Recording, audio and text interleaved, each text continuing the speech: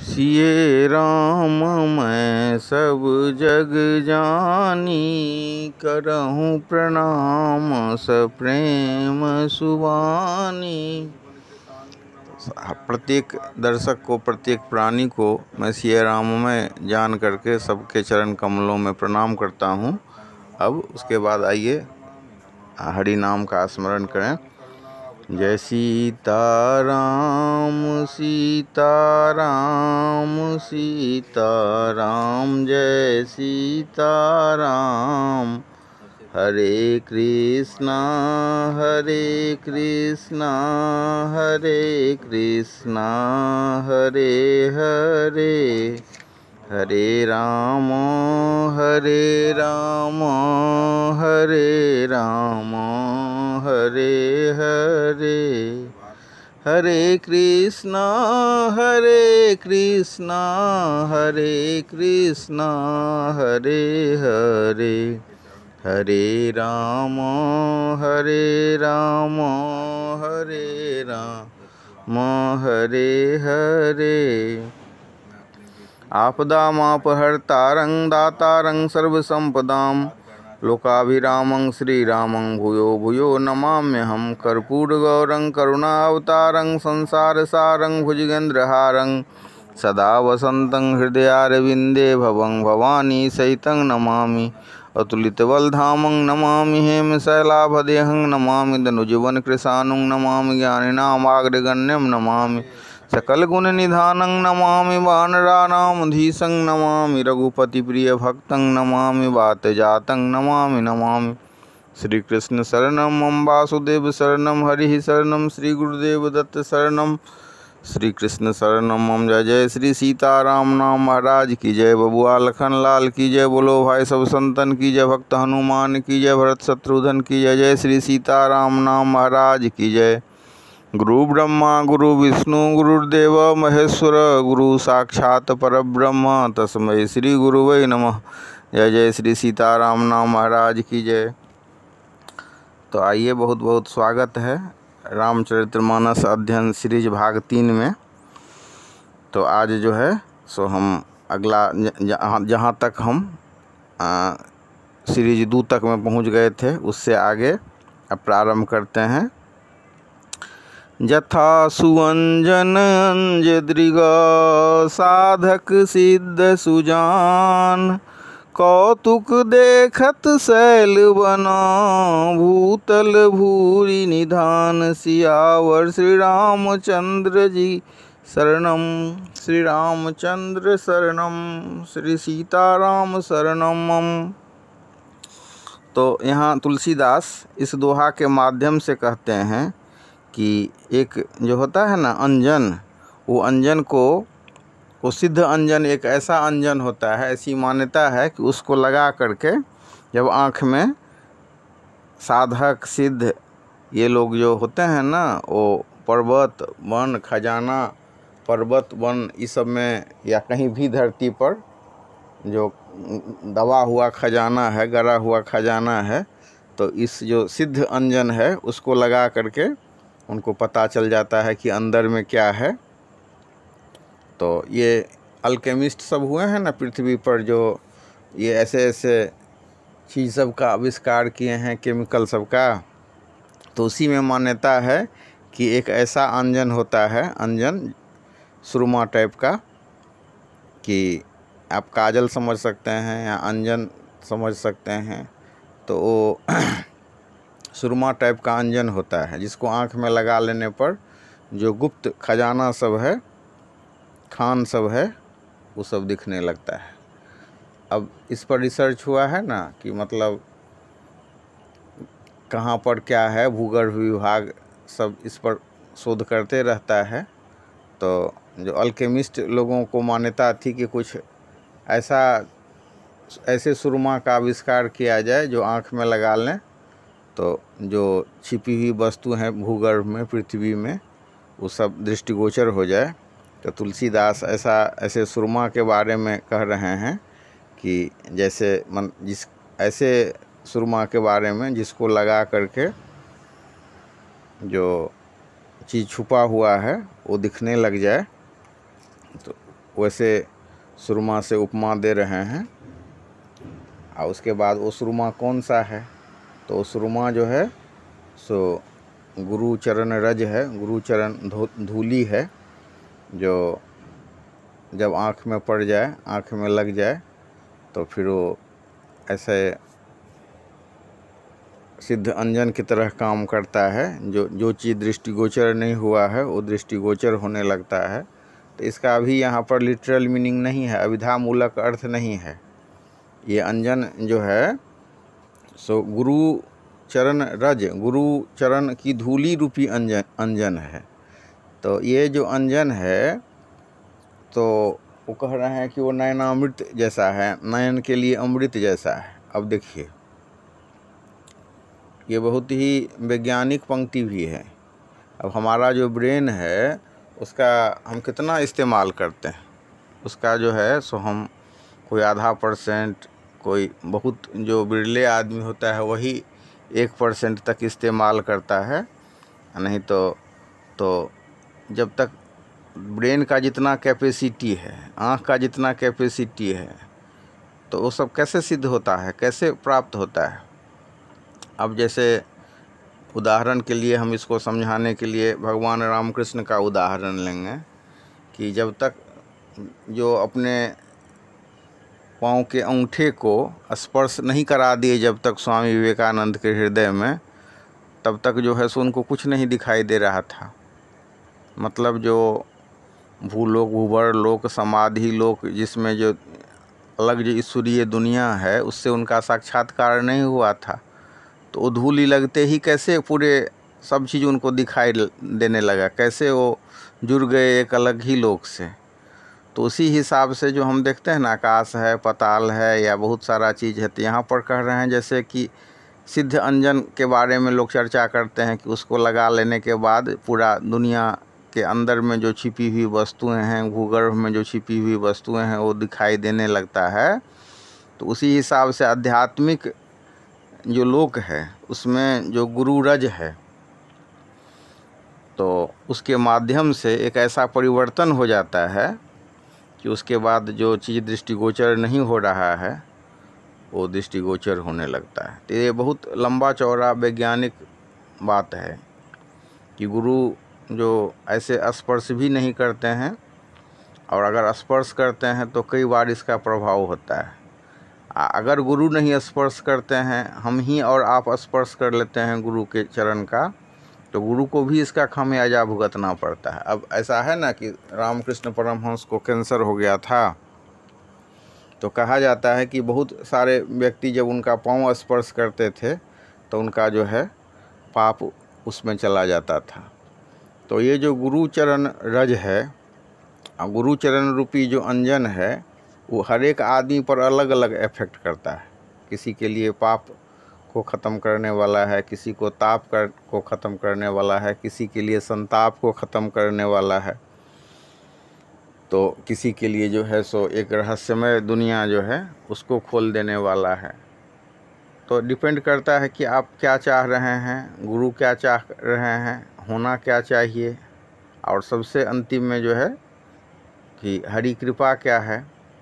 तुलसीदास के रामचरितमानस का अध्ययन करते समय आप हमेशा ध्यान रखें, जो हरि कृपा पर विश्वास कर रहे हैं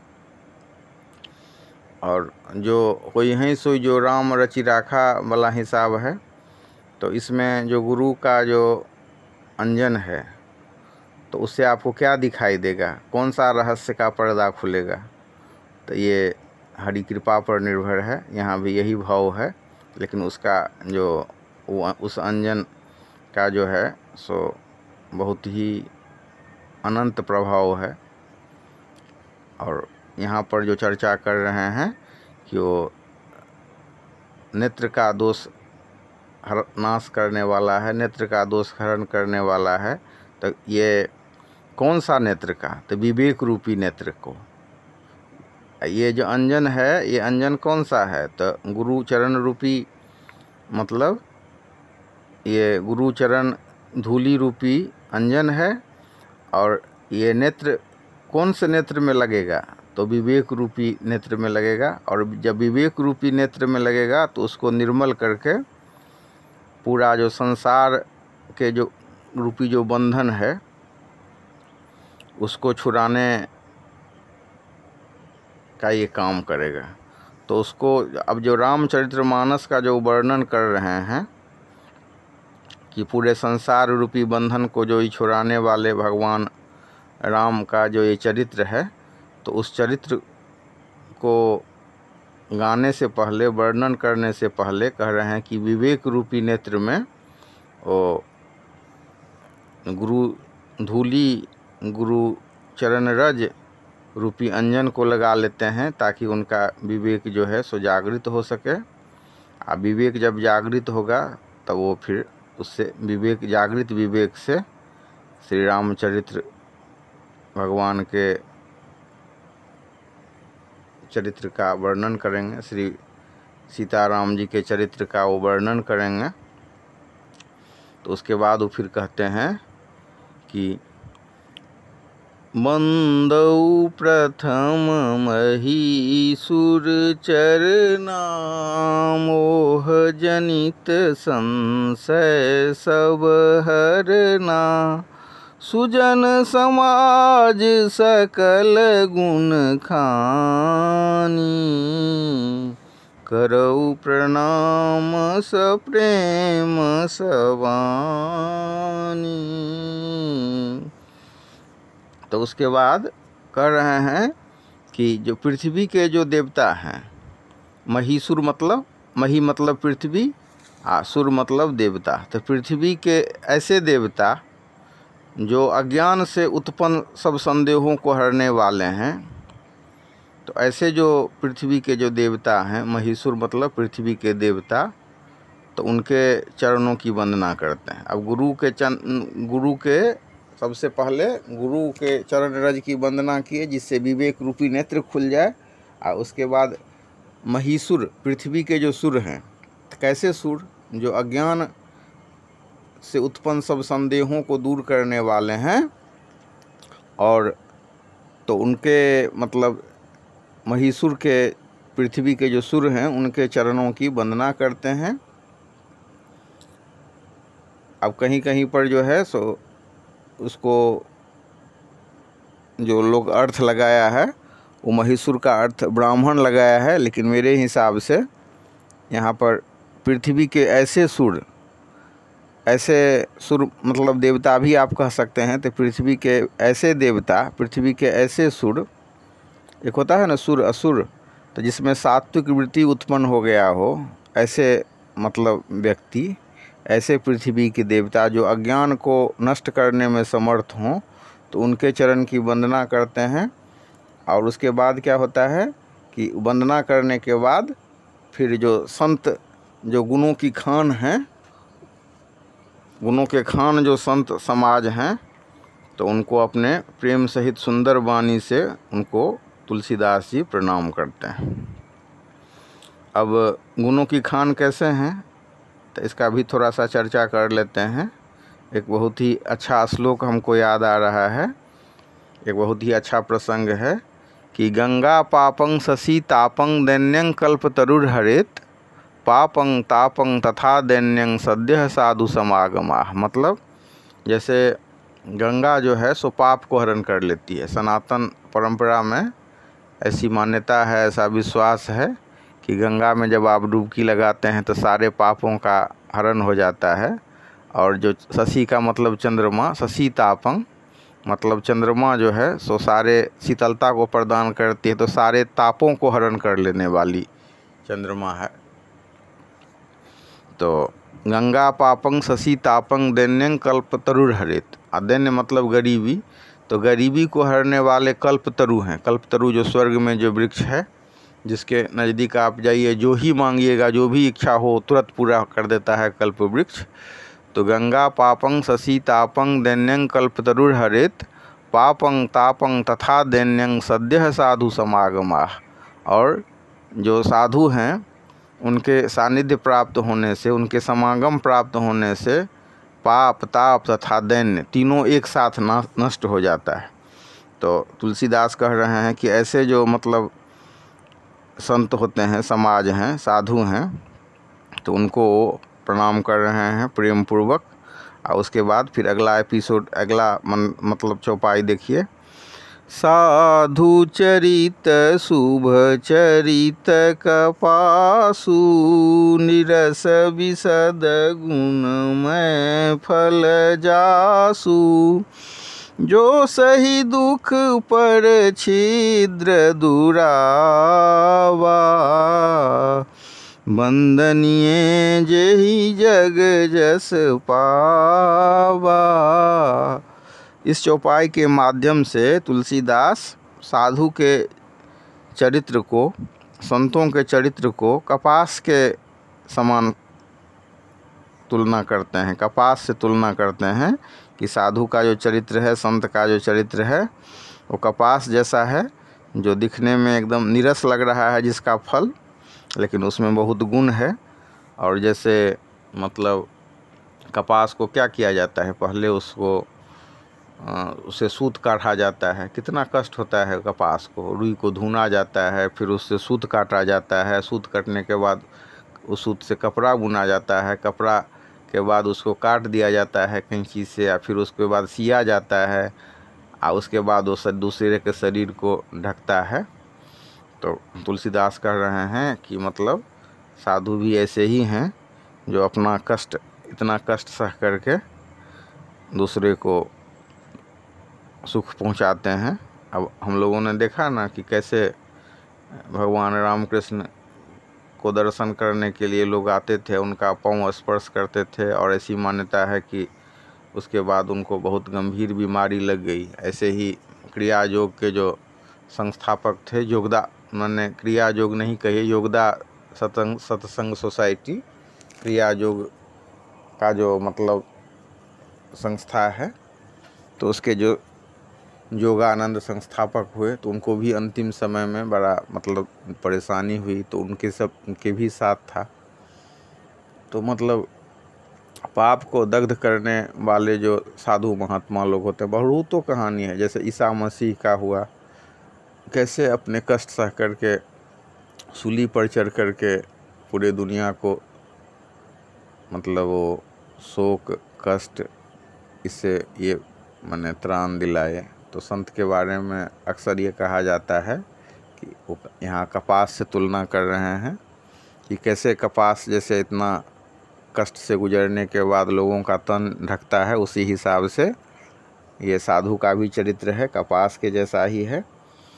और उसके बाद जैसे कपास कपड़ा से दूसरे का छिद्र ढकता है, दूसरे उसका जो गोपनीय स्थान है वो ढक जाता है, उसी हिसाब से संत भी दूसरे के दोषों को ढक देते हैं।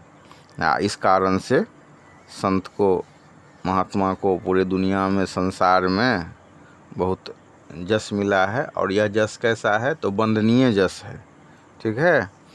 तो उसके बाद अगले चौपाई में देखेंगे कि मुद मंगलमय संत समाजू, जो जग जंगम तीरथ राजू। राम भक्त जहाँ सुर सरिधारा, सरसई ब्रह्म विचार प्रचारा। ये अभी का जो मतलब हम लोग जो अध्ययन कर रहे हैं, अभी जो हम रसास्वादन कर रहे हैं रामचरितमानस का, तो इस एपिसोड में आप लगभग पूरा सारा चीज़ जो है सो एक व्यंजना कोटि का मतलब ये चौपाई है, जिसमें लिटरल मीनिंग करके आप इसको नहीं समझ सकते हैं। सब उपमा दिया गया है, अलंकारिक भाषा में का प्रयोग किया गया है। तो यहाँ जो संतों का जो समाज है, तो आनंद और कल्याणमय है। और कैसा है, तो वो तीर्थराज प्रयाग जैसा है। तो यहाँ पर जो तीर्थ संत समाज रूपी प्रयागराज है। और वहाँ प्रयागराज जो है तो वहाँ गंगा जी की धारा, जब प्रयागराज है तो गंगा की धारा भी बहेगी। तो गंगा की धारा कौन सी धारा यहाँ है? तो यहाँ ये प्रयागराज भी जो है सो संत समाज रूपी प्रयागराज है। तो उसमें धारा भी जो बहेगी वो राम भक्ति रूपी धारा ही बहेगी। तो इसमें गंगा जी कौन है? सुरसरी का अर्थ होता है गंगा, तीर्थ का राज का अर्थ होता है प्रयाग। तो ये कौन सा तीर्थ राज है, कौन सा प्रयाग है? तो ये प्रयाग जो है वो है कि संतों के समाज रूपी कल्याणमय और आनंदमय, मतलब ये प्रयाग है। संतों का जो समाज है उस प्रयागराज में, संत समाज रूपी प्रयागराज में राम भक्ति रूपी धारा बह रही है। और इस धारा में जो ये ब्रह्म विचार का प्रचार सरस्वती जी हैं। उसके बाद है विधि निषेध मैं कलिमल हरेनी, करम कथा रविनंदनी वरनी, हरिहर कथा विराजति वेनी, सुनत सकल मुद मंगल देनी। विधि निषेध, विधि निषेध का मतलब कि क्या करना चाहिए और क्या नहीं करना चाहिए। तो कर्म के बारे में है कि कलयुग में ये क्या करना चाहिए और नहीं करना चाहिए। तो इस करने और नहीं करने से कर्म फल होता है, कर्म बंधन होता है। और ये कर्म बंधन से मुक्त करने वाले कौन हैं? तो रवि नंदिनी हैं। रवि नंदिनी मतलब रवि की पुत्री, रवि मतलब सूर्य की पुत्री, रवि नंदिनी मतलब सूर्य पुत्री। तो भगवान भास्कर की जो पुत्री हैं यमुना जी, वो कलयुग के पापों को हरने वाली हैं। और भगवान विष्णु और शंकर की कथा, ये जो अब इसी प्रयागराज भी संत समाज रूपी हुआ। तो त्रिवेणी में भी जो कथा है वो भगवान विष्णु और शंकर की कथा है इसमें त्रिवेणी में। तो यहाँ जो त्रिवेणी है, चाहे प्रयागराज का चर्चा हुआ है, तो सब रूपक है, व्यंजना अर्थ है। तो यहाँ एक्चुअल में न प्रयागराज है न एक्चुअल में यमुना जी हैं। वास्तव में ये यमुना जी भी जो हैं सो प्रतीक ही हैं, कथा रूपी जो है सो यमुना जी हैं। और कथा कौन सा है? तो कथा भगवान हरिहर की कथा है। हरि मतलब भगवान विष्णु, हर मतलब भगवान शिव। तो ये जो यमुना जी हैं तो उनमें जो ये पानी है यमुना जी का, तो पानी कौन सी है? तो कथा रूपी पानी है। कथा रूपी पानी कौन सा है? तो हरि और हर की कथा है। हरि का मतलब भगवान विष्णु, हर का मतलब भगवान शंकर। तो इसमें ये सूर्यपुत्री जो यमुना जी हैं, और सूर्यपुत्री यमुना जी में जो पवित्र जल है वो पवित्र जल है कथा रूपी। किनका कथा? तो हरिहर के कथा रूपी जल से वो सुशोभित हैं।